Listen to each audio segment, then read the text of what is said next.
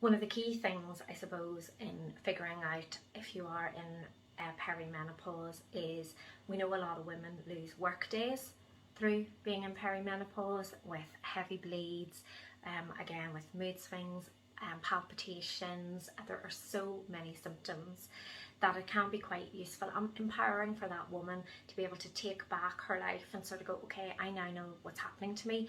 We do get a lot of women misdiagnosed as having depression, starting on antidepressants and sleeping tablets. We see women with frequent urinary tract infections. So there are very useful and basic things we can do to help a woman in perimenopause. There are also probably a lot of women out there who are not willing to try HRT because they've seen all the scare stories in the media. I will go through all this. What I would say is there are some benefits to taking HRT.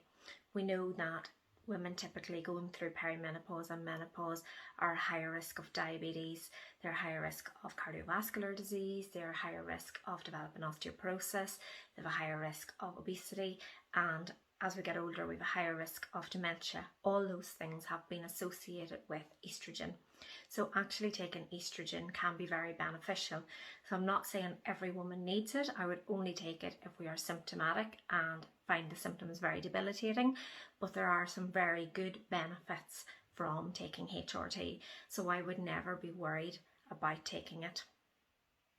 So I hope I've given you a glimpse of perimenopause and that your symptoms might be just the same as that of menopause, but you do not wait to menopause to sort them out. If they're very debilitating, you can present anytime at your GP. I am tomorrow going to talk more about menopause and HRT, and I will look at more basic treatments as well, more natural treatments, because 20% of all women won't have any menopausal symptoms. They'll sail through their menopause, and quite a large proportion of women don't want to take treatment.